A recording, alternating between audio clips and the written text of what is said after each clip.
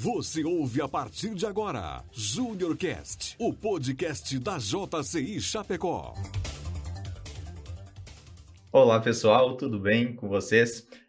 Sejam todos bem-vindos ao Junior Cast, o podcast da JCI aqui de Chapecó, onde a gente busca trazer temas relevantes, temas importantes e que estão em alta na sociedade para que a gente possa trazer um pouquinho mais de informação, um pouquinho mais de conteúdo para todos que nos acompanham. Meu nome é Matheus Staub, eu sou empresário, sou advogado, sou especialista em investimentos também e hoje estamos aqui na companhia do Ricardo e da Cássia para a gente falar sobre um tema que eu tenho uma paixão, né? As finanças pessoais, mundo dos investimentos, né?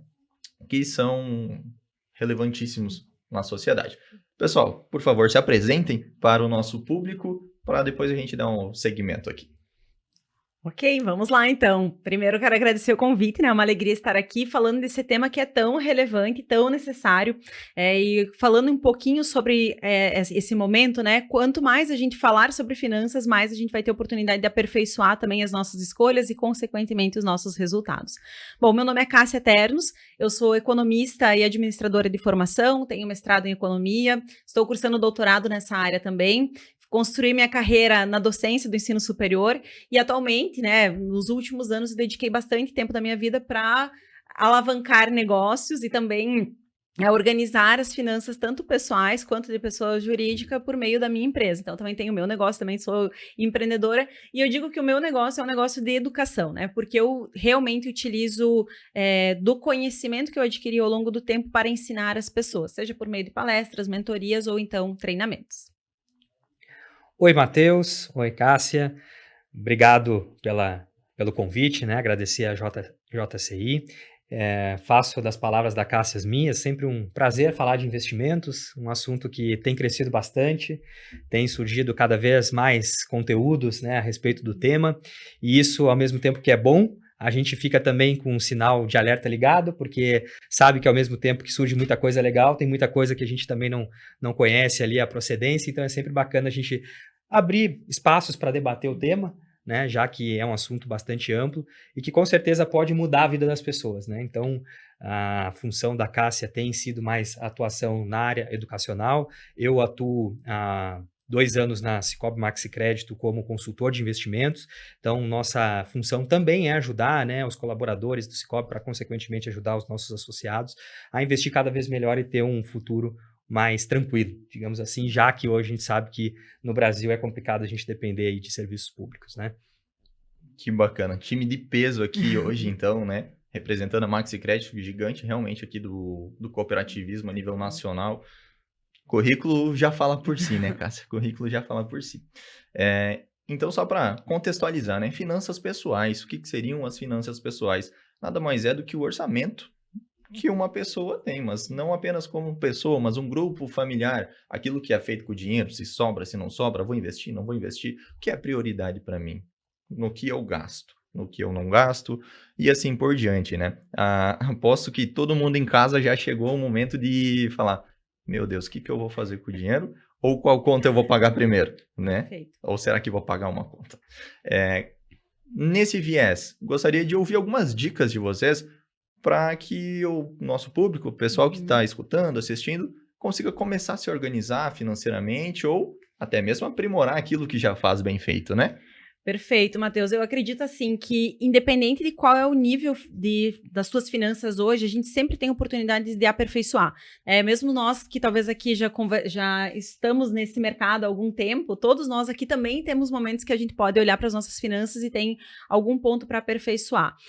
Eu costumo trabalhar, a minha abordagem quando eu trabalho com finanças é muito voltado para o aspecto comportamental. Então, a parte da economia comportamental, finanças comportamentais, vieses, aquilo que faz com que a gente talvez cometa os nossos deslizes e, por consequência, tenha algum resultado financeiro que não é tão adequado ou tão alinhado aos nossos objetivos. Então, dito isso, eu acredito que um dos pontos centrais para as pessoas aperfeiçoarem o seu orçamento, melhorarem o seu desempenho financeiro, é também olhar para esse aspecto do comportamento. É também olhar para suas emoções, é entender o que está movendo, o que está influenciando o processo de tomada de decisão. Normalmente, a gente não tem um problema financeiro, a gente tem um problema de escolha. A gente cometeu alguma escolha, né? tomou alguma decisão ou cometeu algum deslize lá atrás que nos trouxe a essa situação, a esse resultado. E como é que eu faço para aperfeiçoar o meu comportamento financeiro? Como é que eu faço para melhorar as minhas escolhas? Eu preciso me conhecer, eu preciso muito de um autoconhecimento para saber o que é relevante para mim, o que faz sentido para mim, porque nós somos seres sociais que imitamos comportamento o tempo todo. Então, eventualmente, eu posso estar fazendo escolhas que não fazem sentido para mim enquanto indivíduo, mas que representam o grupo no que eu estou inserido. O poder do ambiente é muito forte, do contexto é muito forte. E para isso a gente precisa olhar para as nossas finanças, né? Então, eu acho que uma primeira dica para quem ainda não faz nada, para quem não sabe se está fazendo escolhas consistentes, que tem resultado que gostaria de melhorar seu desempenho financeiro, olha para suas finanças. Com que frequência você abre o aplicativo da instituição financeira? Com que frequência você olha o que está lá naquele cartão de crédito, né? O cartão de crédito é um meio de pagamento, ele não é uma conta, mas normalmente a gente coloca ele como sendo uma obrigação para pagar. E aí acaba não olhando para aquilo que está lá dentro. Eu acho que são pequenas coisas, né? Eu vejo muito que as finanças estão atreladas aos detalhes. E principalmente aquilo que a gente já enraizou enquanto comportamento e que a gente simplesmente acha que tem que ser assim para a vida inteira e não olha com detalhe, desde a questão das escolhas pequenas até as escolhas maiores, que vão culminar num resultado para possíveis investimentos depois. Isso, e se a gente fosse resumir isso tudo, né, Cássia, você falou de finanças comportamentais, eu traduziria numa palavra que é muito simples, né, disciplina. A gente hoje recebe, né, além de inúmeros conteúdos voltados para investimento, inúmeros conteúdos também voltados para organização pessoal, né, os coaches aí que muitas vezes acabam tendo uma conotação um pouco pejorativa, mas que no fim das contas tem lá sua relevância porque tudo parte dessa palavra, né? A gente sabe que não pode comer coisas gordurosas em excesso, que a gente precisa fazer exercício, que a gente precisa fazer isso, aquilo e tal, só que pôr em prática isso muitas vezes é difícil. E quando a gente fala de finanças, né, eu acho que o primeiro passo é a questão comportamental, né? É a disciplina para a gente começar a dar os primeiros passos. Falando um pouco, né, sobre investimentos, depois a gente vai se aprofundar nesses temas, mas eu costumo dizer que, principalmente para investimentos mais agressivos, os livros mais importantes não são aqueles livros técnicos de análise gráfica, análise fundamentalista, contabilidade, é livro de finanças comportamentais, porque a receita de bolo, ela está disponibilizada para todo mundo a todo momento, ela é simples, ela é de livre acesso, né? O que dificulta a gente ter um resultado positivo, na grande maioria das vezes, é nós darmos esses passos e, de fato, ter um planejamento que a gente consiga seguir para, no fim das contas, a gente ter um resultado bacana, né? Então, eu faria essa tradução, tudo nessa palavrinha, disciplina e constância, né? Pôr em prática. Pôr em prática, né? É muito, muito interessante isso, porque a nossa intenção é uma e a nossa ação é outra, né? É só a gente pensar assim nas resoluções de ano novo. Quantas promessas que a gente faz na virada de ano, achando que aquilo ali vai ser um start para uma nova vida e tudo vai dar certo, e esse ano vai, né? Mas aí acontece que a gente tem um desencontro, muitas vezes, entre o que é a expectativa e o que é a realidade. E é justamente nessa lacuna que tem entre intenção e ação que moram o nosso comportamento, o nosso agir, a falta da disciplina, a falta da consistência, né, no decorrer do processo. E como é que a gente consegue, talvez, diminuir essa lacuna, né, melhorar esse desempenho? Olhando, de fato, para aqueles hábitos que já estão enraizados e tentar, na medida do possível, construir hábitos financeiros mais saudáveis. Ou seja, construir aquilo que está mais alinhado com o meu eu do futuro. E aí tem um outro ponto interessante, né? Normalmente, o nosso eu do futuro, ele é idealizado. Vou me aposentar com 60 anos, com casa na praia e um carrão na garagem, mas eu não consigo pensar ou não consigo internalizar que eu preciso de uma ação no presente, que eu preciso começar o quanto antes a construir isso, se esse for o objetivo. Até nesse ponto, nesse viés, né, que você disse, viés comportamental, o que eu vejo e o que eu sinto na sociedade hoje em dia é que o ser humano está muito imediatista. Que eu penso no meu eu lá do futuro, realmente, com 60 anos, uma casa na praia, um carrão de luxo, mas eu não quero fazer nada hoje para que eu chegue lá nessa condição. Você acredita que esse seja um dos principais erros que cometemos nessas finanças? Eu acredito que sim, tá? E existe uma explicação científica para isso também, que a economia comportamental chama de viés do presente ou então desconto hiperbólico para o benefício no futuro, que é basicamente a nossa tendência, né? A tendência que a gente tem de valorizar mais um benefício no presente em detrimento a um benefício no futuro. E é por isso que a gente tem tanta dificuldade de poupar para a aposentadoria, porque, bom, para eu poupar para a aposentadoria, eu preciso abrir mão da minha pizza hoje.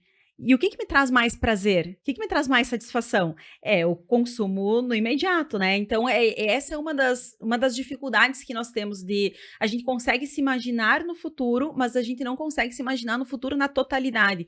E o que eu quero dizer com isso? Eu não consigo me imaginar que lá com 60, 65 eu não vou ter a mesma disposição, eu não vou ter a mesma condição física, talvez, para trabalhar como eu trabalho hoje, para produzir riqueza como eu consigo produzir hoje. E aí a gente começa a construir uma ideia um pouco distorcida do que vai ser, né? A gente começa a ponderar só os pontos positivos e eu esqueço um pouco de ponderar aquilo que talvez não vai estar tão bem assim. Então, sim, eu acredito que esse é um dos pontos, né, da gente não conseguir trazer esse benefício muito para o presente e ter dificuldade de abrir mão do consumo hoje para o futuro. Além disso, né, existem outras coisas. Você trouxe muito bem essa questão do imediatismo, né? E cada vez mais a gente vive numa sociedade muito acelerada, né? A gente fala bastante da geração Z, que é uma geração que não tem paciência para nada, mas vamos lá, talvez as outras gerações também tenham essa dificuldade.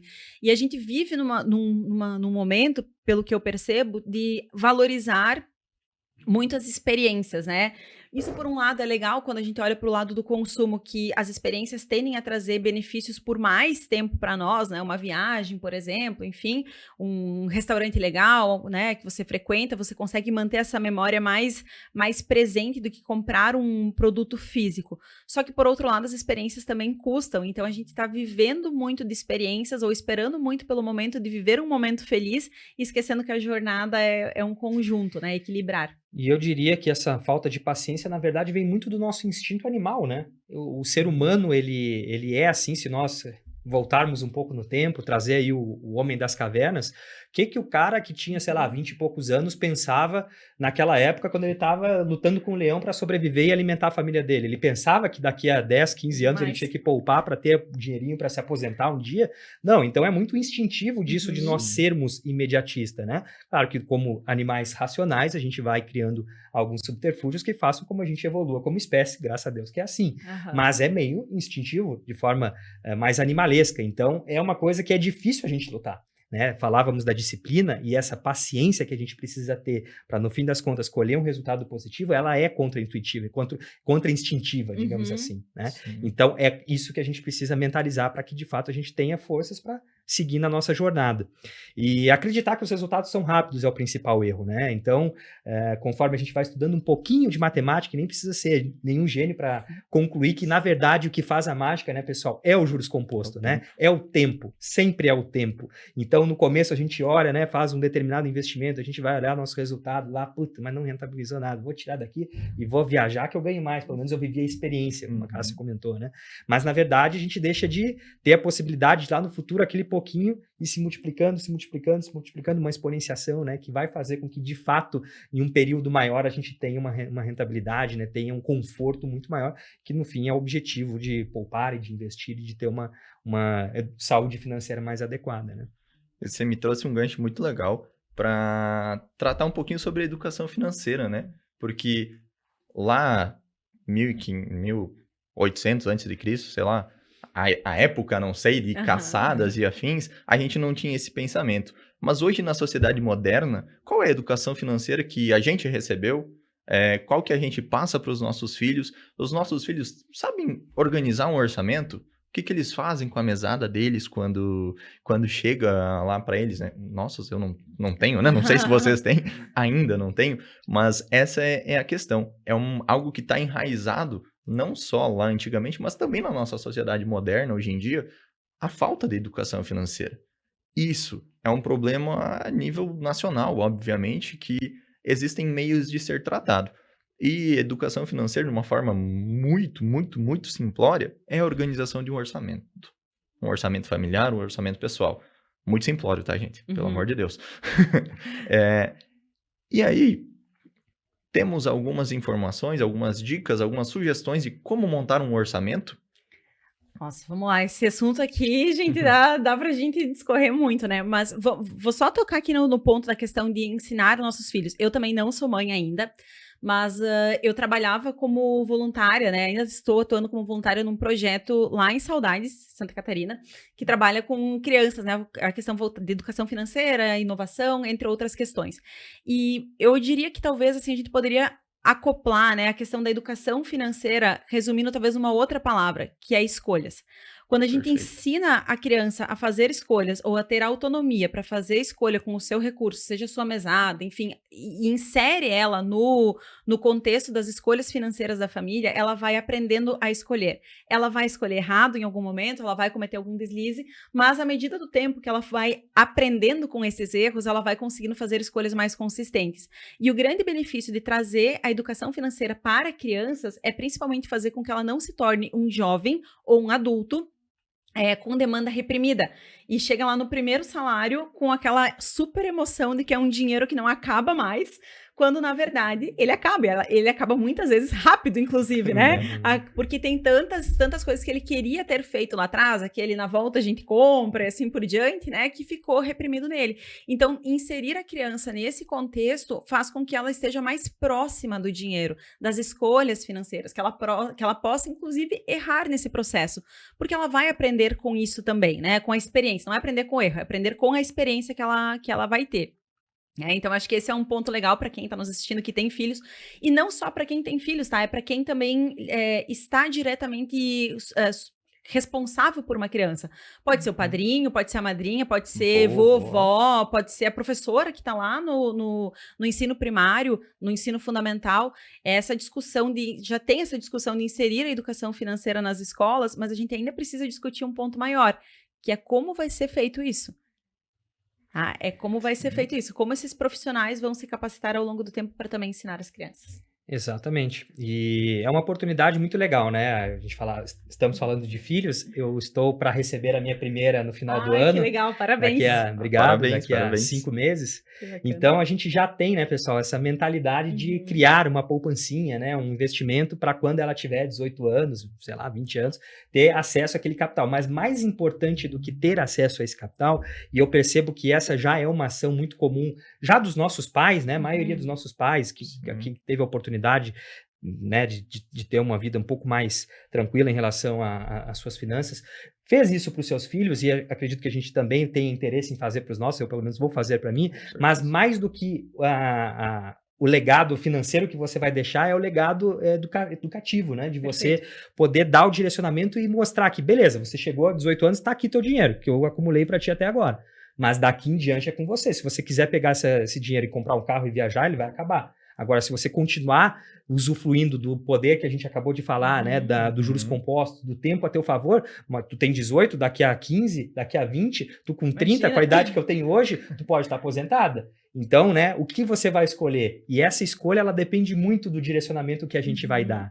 Né? Então, isso eu acho que é muito bacana e é importante que os pais tenham acesso. Não apenas a questão de nós educarmos no sentido de ter essa cultura de investimento, mas até em questões um pouco mais técnicas também, para que quando chegue no momento ela tenha conhecimento de tomar as decisões mais corretas. E olha que legal. Isso que você falou veio de novo no viés comportamental do ambiente que a gente está inserido, né? Dos nossos pais, do nosso círculo, daquilo que eles fazem, nos ensinam.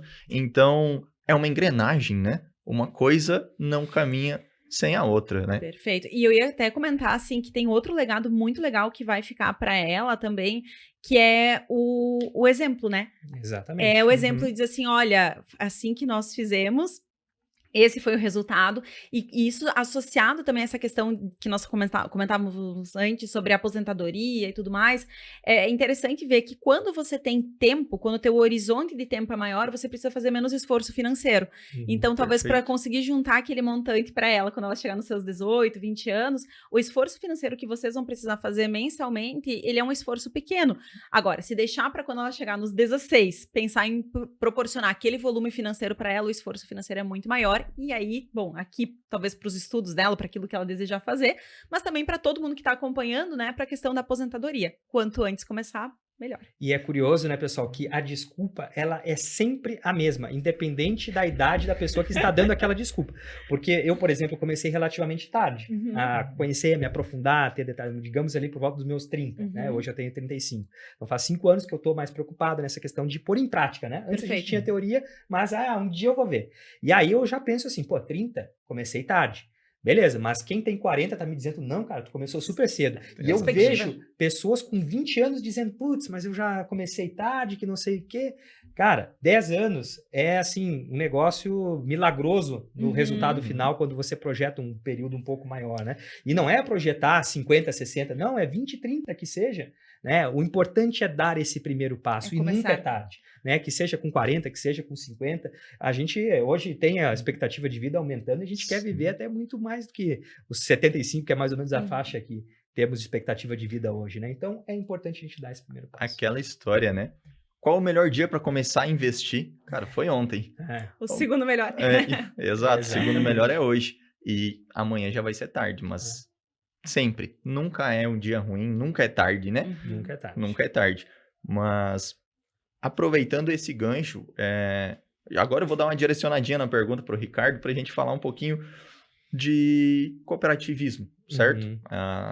Já falamos da Sicoob, da Maxi Crédito, enfim. E eu queria saber como que a Maxi Crédito, esse braço educacional, esse braço cooperativista que ela tem, o que dentro da Sicoob nossos ouvintes vão conseguir encontrar que auxiliem ele a criar um orçamento, a ter uma educação financeira mais organizada?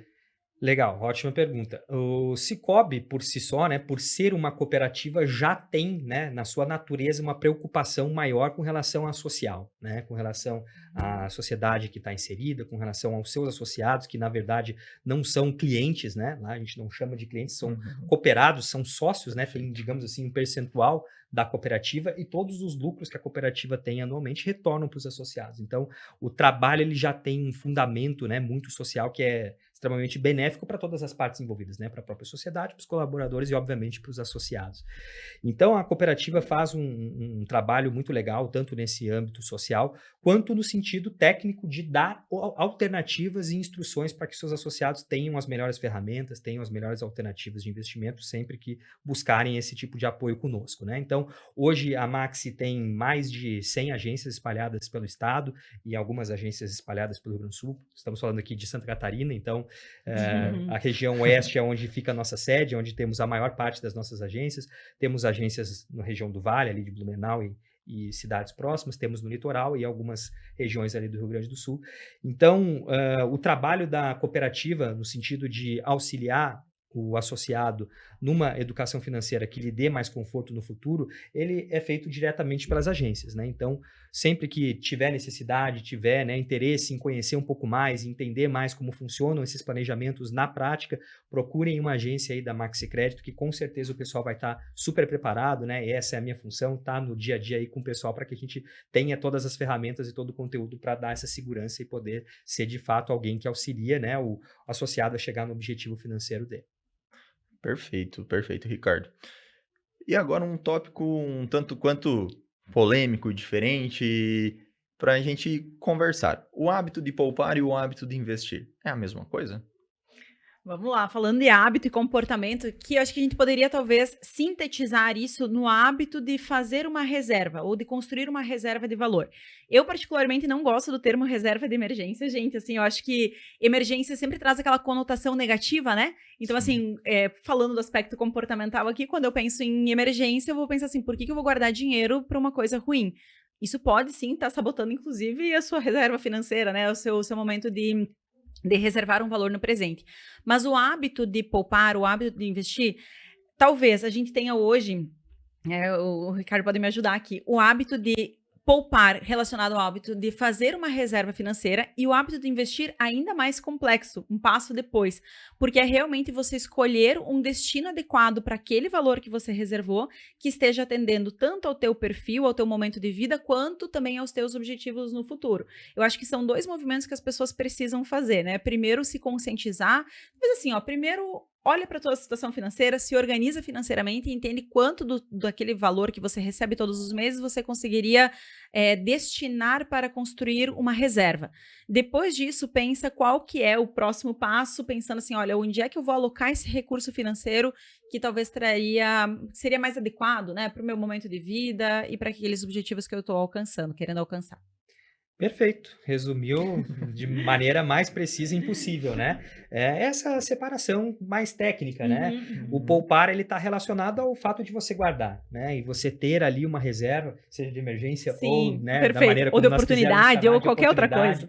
que também é muito interessante, né? Porque o mercado, ele é muito dinâmico e muitas vezes a gente não tem aquela reservinha de oportunidade, a gente fica, meu Deus, eu precisava agora fazer uma renda extra porque preciso aproveitar essa oportunidade. Poderia aproveitar uma baita oportunidade, seja lá para o meu negócio ou para o teu negócio pessoal, ou para o próprio mercado, para outros tipos de investimento, né? E não posso aproveitar a oportunidade de estar batendo na minha porta porque eu não tenho reserva, não tenho nenhum valor. Exatamente, tem que ter. A reserva, ela é fundamental, né? E aí, como a Cássia muito bem definiu, a partir do momento que você tem aquele colchão, você tem margem para ir adiante. Perfeito. Né? A gente vai falar daqui a pouco sobre as possibilidades, né, de investimento, mas você tendo, né, uma base ali que te dê um sustento, que te dê resguardo em momentos de alguma instabilidade ou em momentos de oportunidade, você está tranquilo. Né? Agora você consegue fazer um planejamento para ir adiante e buscar uma rentabilidade maior, já que, conforme a gente tem comentado, o mercado está cada vez mais amplo nesse sentido, né? Tem oferecido cada vez mais possibilidades para todos os perfis. Né? Então, acho que o caminho é esse. E até aqui aproveitando a questão do hábito, né? Se tem uma coisa que eu vejo nessa questão de reserva, de construir a sua reserva, seu colchão financeiro, é que aquele dinheiro guardado, aquele dinheiro que foi reservado, que você abriu mão do teu consumo no presente para o futuro, ele tem um benefício que é muito maior, que extrapola a questão do dinheiro em si. É a questão de você também se sentir mais seguro, mais tranquilo, ter mais qualidade de vida, porque a partir do momento que você tem uma reserva financeira, que você tem um resguardo, que você sabe que se eventualmente acontecer alguma coisa positiva ou negativa, você tem aonde, né, uma base para isso, você também melhora a tua qualidade de vida e, inclusive, melhora a tua capacidade de tomar escolhas melhores, né, mais satisfatórias. Então, tem um benefício psicológico por trás de ter uma reserva financeira também. E qual é o valor, né? Eu acho que essa é uma dúvida que as pessoas muitas vezes perguntam assim, meu Deus, quanto que eu preciso guardar? Eu acho que não tem consenso, assim, para se dizer...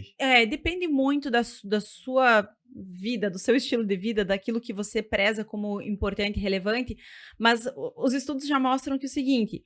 Ter uma reserva independente do valor e principalmente quando ele está adequado ao seu estilo de vida, vão te trazer sensações positivas, que é justamente essa questão de ter mais segurança, mais tranquilidade. Não ter reserva financeira ou viver num cenário de escassez também potencializam o nosso nível de sensações negativas, que é a ansiedade, que é a inquietação com as coisas, que é a mudança repentina de humor, prejudica o nosso ambiente de trabalho e, consequentemente, pode gerar problemas maiores, tanto no aspecto profissional quanto no pessoal. Então, acho que tem essa questão também da relevância, né? De se desenvolver o hábito pode ser um pouco difícil no começo para quem ainda não tem o hábito de construir ou de reservar um valor, mas tem um aspecto emocional por trás que é bem importante. E é legal, né, Cássia, que ele é um vício do bem, né? Exatamente. Ele é um vício do bem. É impressionante, as pessoas, infelizmente, a maioria acaba não conhecendo esse vício.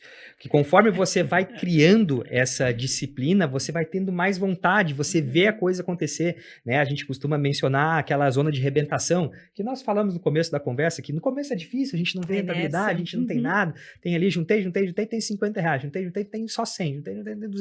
Puta, parece que o negócio não acontece, primeiro ano é complexo, né? Primeiro ano é complexo, eu não consigo, é para ser minha reserva de oportunidade ou de emergência, e eu não tenho, na verdade, nem meio mês de vida aqui, então se acontecer alguma coisa no fim, então nem vale a pena eu juntar. Só que depois que a gente passa aquela zona de rebentação e a gente construiu aquele colchão e a gente consegue avançar, né, e dar mais sofisticação para os nossos investimentos, a gente vai tendo cada vez mais vontade de investir. E a vontade de investir vai te dando cada vez mais vontade de produzir, para você ganhar mais, porque o que vai fazer a mágica, além do tempo, não é a tua rentabilidade apenas, é o que você aporta de forma regular e que de preferência vai aumentando ao longo do tempo, porque a gente vai se qualificando, a gente vai ganhando mais, a gente vai buscando novas oportunidades, então a gente quer aumentar os nossos aportes. Então é uma conjuntura de fatores que vão fazendo com que o ciclo fique virtuoso, né, e forme esse vício do bem aí que, infelizmente, muitas pessoas não têm oportunidade de conhecer, mas que a gente luta aí, vai continuar lutando para que todo mundo conheça, né? Perfeito. E para que a gente consiga realmente chegar lá e atingir o máximo de pessoas possíveis, para a gente sair desse campo da subjetividade, do hábito, olha, vocês precisam começar. A grande pergunta, eu acho que aquilo que mais instiga as pessoas é como? Teriam alguma dica, alguma sugestão, alguma forma de dizer, olha, você quer dar o primeiro passo para formar sua reserva financeira, para organizar as suas finanças pessoais? Faça isso, isso e isso. Quer falar sobre a reserva e aí dos primeiros passos para fazer e depois eu falo sobre os primeiros passos do investimento. Tá, Então, dividir perfeito. assim. Perfeito. Vamos dividir então assim. Eu Primeiro sei que passo fugi um pouco do roteiro, para desculpa. Não, mas assim, ó, o primeiro passo para organizar as finanças é se aproximar das suas finanças, é conhecer qual que é a tua realidade. Então assim, vai ser dolorido talvez seja desconfortável, talvez você queira fugir e deixar para o próximo mês. É de novo a questão de, assim, tomou a decisão que agora eu tô ouvindo o podcast, agora eu decidi que eu quero também fazer parte desse pequeno grupo que descobriu o vício do bem, é olhar para as suas finanças. Então, é legal você ter uma ferramenta, é legal você ter um instrumento, você pode utilizar a agenda, pode ser no papel, pode ser uma planilha financeira, pode ser o aplicativo, aquilo que ficar melhor para você. Fato é que instrumentos eletrônicos, eles acabam dando talvez uma visibilidade diferente. E muitas vezes a gente precisa entender que nós aprendemos de formas diferentes. Então, talvez se você não gosta tanto assim de ver os números, se você for uma pessoa mais visual, talvez o número não vai te atrair tanto. Mas aí ver um gráfico, ver essa dinâmica toda, talvez te mostre o teu orçamento de um jeito diferente. Começa por isso. Tenta descrever com clareza quais são as suas entradas, quais são as suas saídas. Faça esse mapeamento por pelo menos um mês para conhecer um pouquinho daquela dinâmica. Lembre-se, o mês é uma fotografia. Você não tem clareza de se aquele é de fato o teu comportamento, mas você vai ter alguns indícios muito próximos do teu comportamento habitual. Só que eventualmente você pegou um mês que tem 5 aniversários diferentes, você pegou um mês que tem comemorações, um mês que você teve mais entradas do que o habitual, isso pode não ser um retrato fiel da sua situação financeira.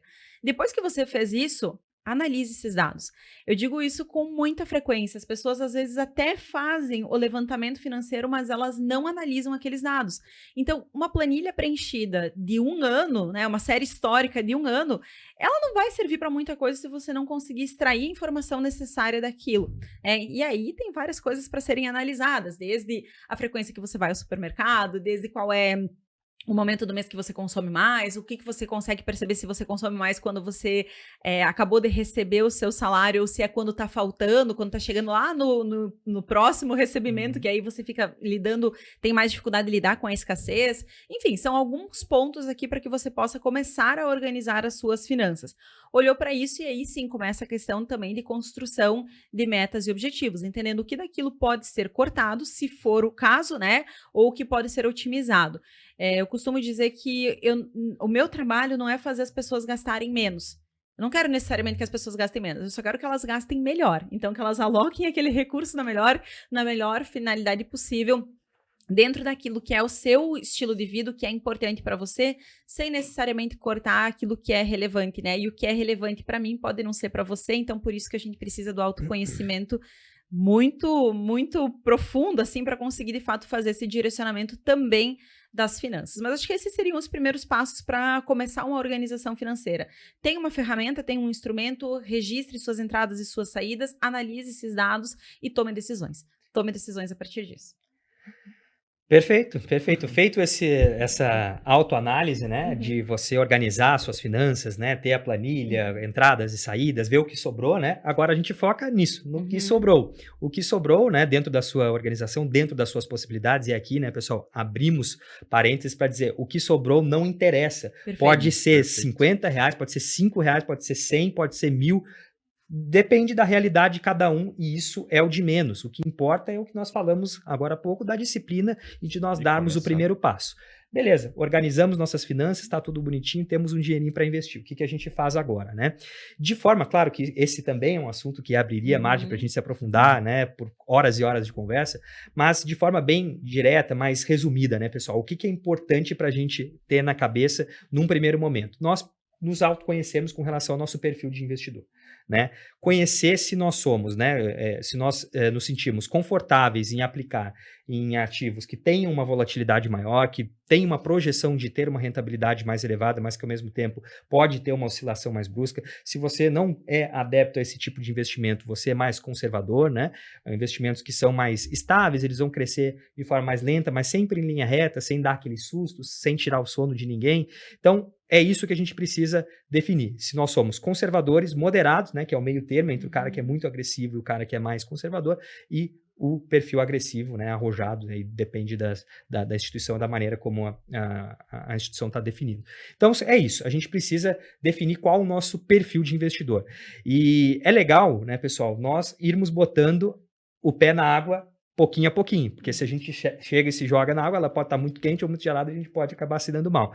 Então, assim, é muito comum, principalmente em mercados de alta, como a gente viveu aqui no Brasil, ali de 2016 a 2020, as pessoas acharem que elas têm um determinado perfil, que depois que o mercado se modifica, a gente vai constatar da forma mais dolorosa possível que, na verdade, a gente não tinha aquele perfil. Então, por que não começar pouquinho a pouquinho, né? Eu sou conservador, beleza. Fiz uns investimentos, estou vendo que a coisa está andando ali, estou vendo que o negócio está acontecendo. Quero ser um pouquinho mais agressivo, quero ousar um pouco mais os meus investimentos, ou buscar algum ativo que tenha algum tipo de volatilidade mais elevada, buscando uma rentabilidade maior. Beleza, eu boto uma parte, eu boto 5%, 10%, de maneira com que, se der uma situação problemática, eu não fique prejudicado financeiramente e nem emocionalmente, que é o pior de tudo.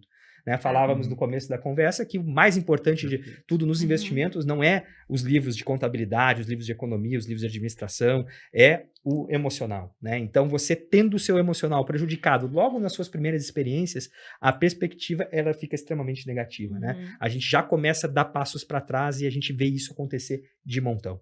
Então, eu daria essa primeira dica, a gente se conhecer, né? Começar com investimentos, de repente, um pouco mais conservadores, para a gente ver a coisa acontecendo, e conforme a gente vai se sentindo mais confortável, a gente vai aumentando o percentual ali que tem um grau de volatilidade maior para buscar também rentabilidades mais altas.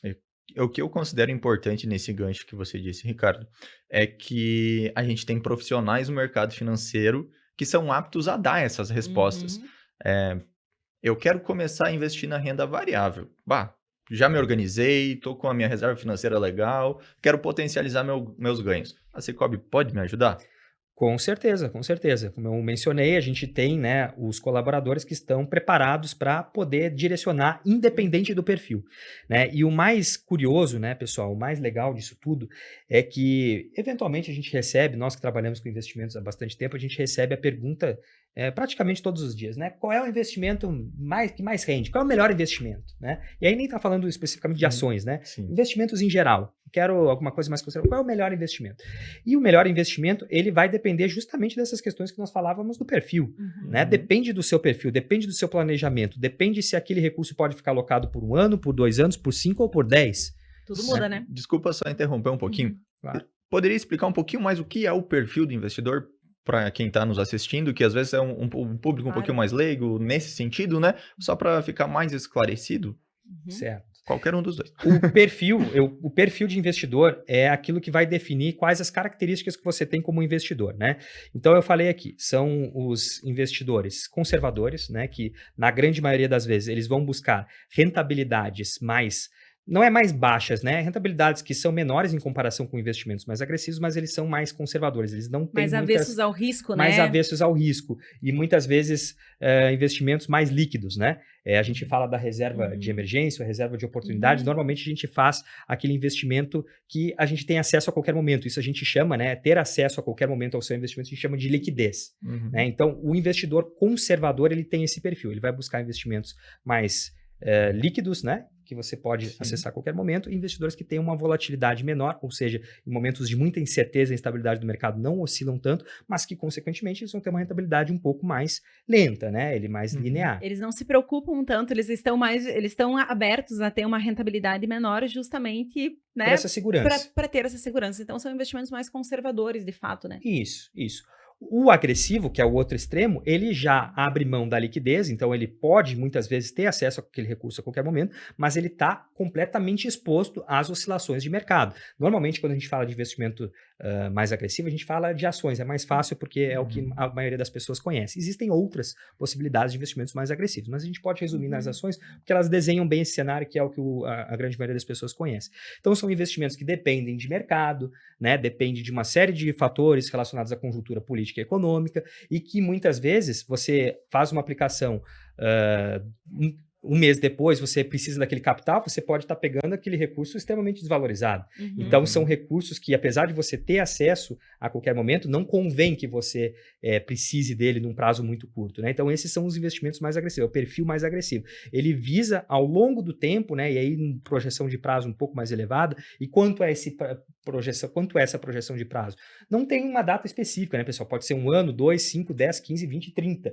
Quanto mais tempo você der, melhor, né, para o seu planejamento de renda variável ou investimentos mais agressivos. E o moderado, ele está ali naquele meio do caminho, né, é algo entre o conservador e o agressivo. Ele vai ter, né, uma boa parte alocada em recursos mais conservadores, mas ele também vai ter um pezinho, alguma coisa mais volátil para ter um equilíbrio pouco mais na carteira. de risco, né, em algumas situações, né? Exatamente. Exato. E o perfil arrojado, né, ele justamente ele abre mão dessa segurança, né, porque ele tem a expectativa de retornos maiores, né? Então, é legal também a gente destacar que... Bem lembrado, não é uma promessa, não né? existe, exatamente, não tem essa promessa.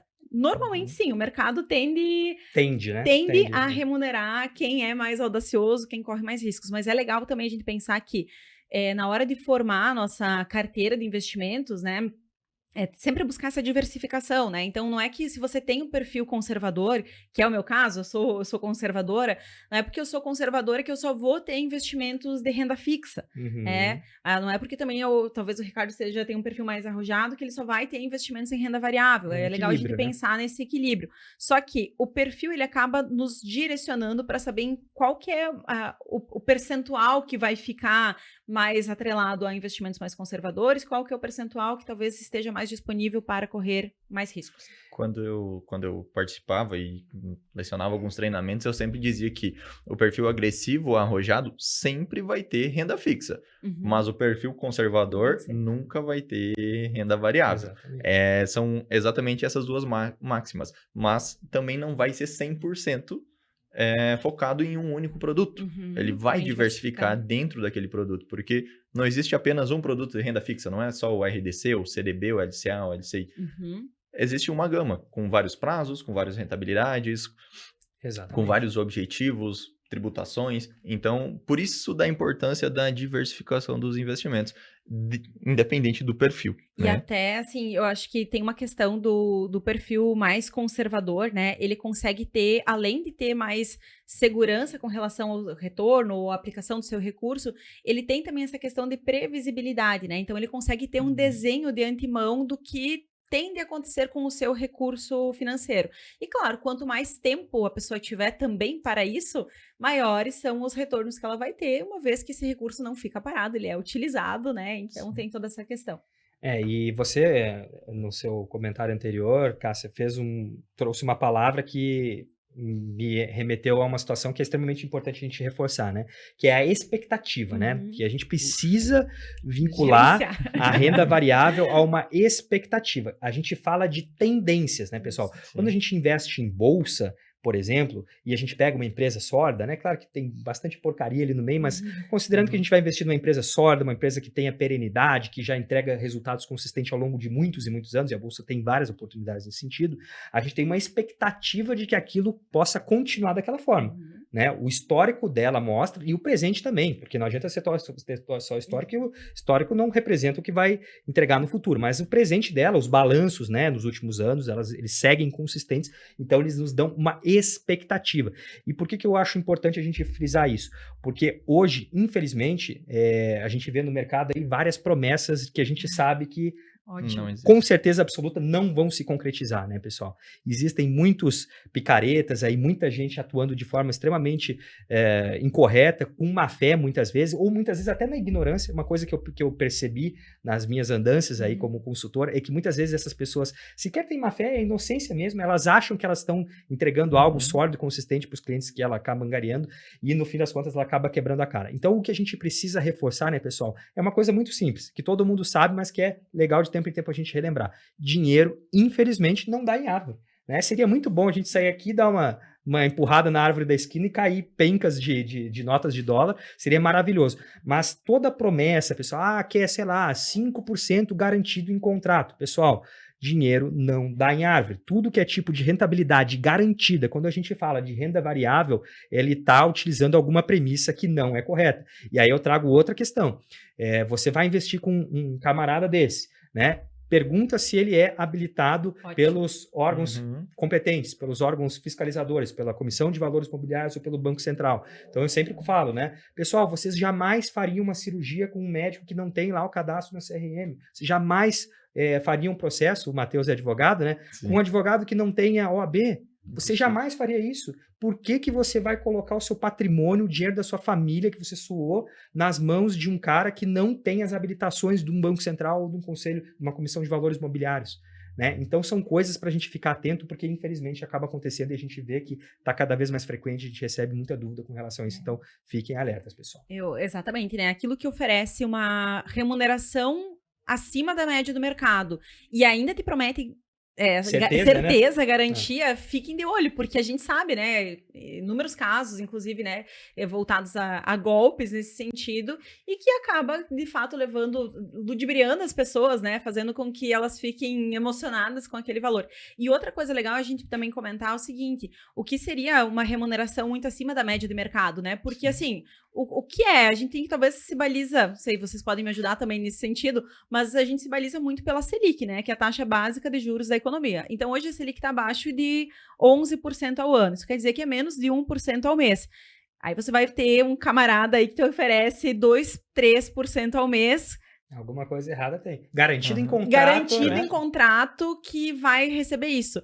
Aí você vai procurar numa instituição financeira da sua confiança, você não vai encontrar essa taxa de juros. Porque ela, de fato, gente, provavelmente não existe, tá? Então fiquem muito de olho com relação a isso. Eu acho que então a gente pode resumir a nossa conversa de hoje aqui em hábitos, né, finanças comportamentais, vieses comportamentais. Então a gente precisa, para ter um bom relacionamento com nossas finanças pessoais, primeiramente, criar hábitos saudáveis, ter o nosso vício bom, nos organizar para depois começar a investir, tendo ciência de que o nosso aliado é o tempo, que não existe garantia de retorno rápido, que não existe... Vou falar aqui, jogo do tigrinho não é investimento. Ótimo. Né? Exatamente. Exatamente. É o tempo que vai fazer com que nosso dinheiro rentabilize. Mas para a gente ter esse dinheiro, nós precisamos ajustar nossos vieses comportamentais e adequar a nossa realidade. Não existe pouco, existe o nada. O nada não pode acontecer, mas o pouco é um começo e todo começo é bem-vindo, né? Exatamente. Com certeza. Exatamente. Com certeza. Dito isso, primeiramente eu gostaria de agradecer imensamente a presença de vocês dois aqui no nosso JuniorCast, tá? Com certeza vamos atingir muitas pessoas e muitas pessoas vão criar o hábito de poupar, de investir, criar o seu patrimônio a partir da nossa conversa aqui. E eu queria deixar aberto para o Ricardo nos dizer, gostei muito da Cicobi posicionamento, como é que eu faço para abrir uma conta, conhecer os produtos, ter um norte de o que é o cooperativismo? Beleza. Agradeço, Matheus, Cássia, pela oportunidade de nós discutirmos sobre esse assunto que nós gostamos tanto, né? Dando os meus encaminhamentos finais aqui. A cooperativa Cicobi, ela é a maior cooperativa do Brasil, está espalhada aí pelo país inteiro, né? E a nossa cooperativa, nossa singular, fica aqui em Chapecó, na região oeste de Santa Catarina. Como eu comentei, são mais de 100 agências espalhadas e qualquer pessoa pode se associar, né? Então, procurem uma agência do Sicoob Maxi Crédito. A gente está à disposição, temos inúmeras alternativas de investimento para todos os perfis, tá, pessoal? Para renda fixa, para renda variável, para perfil conservador, para perfil moderado. Os nossos colaboradores estão à disposição para ajudar.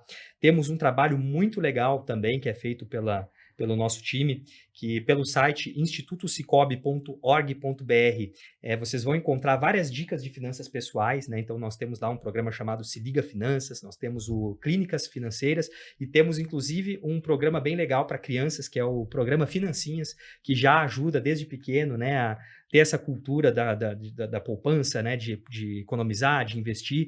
Então é um trabalho muito legal que a cooperativa faz e com todo prazer estamos abertos aí para receber todo mundo. Procurem uma de nossas agências que a gente está à disposição. Então, agradeço aí pela oportunidade, um prazer e espero encontrá-los novamente em uma próxima ocasião. Com certeza, com certeza. E Cássia também, eu já agradeci antes, mas vou agradecer de novo, muito obrigado a presença, tá? E sabemos também que você é palestrante, que você roda aí o estado falando sobre economia, falando sobre finanças, e também tem a sua empresa de consultoria. Gostaria de saber, ouvi e eu quero o teu serviço. Como é que eu faço para te contratar? Perfeito, né? Então, primeiramente, obrigada pela oportunidade, né? Eu digo assim, que toda vez que me chamam para falar sobre esse assunto, eu tô sempre disponível, né? Porque é uma alegria muito grande conseguir contribuir de alguma forma. Esse papo gostoso com o Matheus e Ricardo, acho que é bem enriquecedor, assim, para as pessoas que estão acompanhando e também para nós, né? Para a gente fortalecer um pouco daquilo que é a nossa missão aqui. Bom, mas sim, né? Falando um pouco sobre a empresa, sobre o interesse de alguém que quiser vir a conhecer mais sobre os serviços. Eu estou à disposição no Instagram, podem me encontrar por lá, que aí vocês vão encontrar também um pouquinho mais do meu conteúdo, @CassiaTernos, podem me procurar lá, vocês vão ter lá os links todos de contato, caso queiram demandar algum tipo de serviço, tanto para a pessoa física, para a organização financeira, quanto para empresas. Temos também um curso que foi lançado essa semana, vou até aproveitar aqui o gancho, um curso Vida Financeira em Foco, ele foi lançado juntamente com a nossa plataforma, então agora tem uma plataforma próprio, é um curso para organização financeira. É a porta de entrada, gente. É aquele tipo de curso que eu talvez não tenho recurso para uma mentoria, eu não tenho recurso, não quero ninguém no meu pé por enquanto, pegando na minha mão, quero tentar fazer por conta própria, tenho autonomia, tenho disciplina. Começa pelo curso, o investimento é bastante acessível, é uma porta de entrada para você ter acesso tanto à orientação quanto à ferramenta. Então, tem bônus aí da planilha e também passo a passo para usar a planilha, que às vezes essa é uma das dores, né? Não saber a parte técnica por trás, né? E aí, claro, vem junto a parte de disciplina, que isso sim vai depender de cada um. Então, vamos resumir o seguinte. Primeiro passo para organizar as finanças pessoais é comprar o curso da Cássia. Exatamente. O segundo passo é abrir uma conta na Sicoob e utilizá-lo. Perfeito. Pessoal, perfeito, é isso aí. Muito obrigado a todos que nos acompanharam até agora. Sempre um prazer ter vocês aqui conosco no JuniorCast. Aguardamos vocês no próximo episódio. Lembre sempre de curtir, compartilhar e mandar para o amigo que você acha que precisa economizar dinheiro. Muito obrigado e tenham todos um ótimo noite, dia ou manhã, aquilo que vocês estiverem assistindo. Beleza. Isso aí.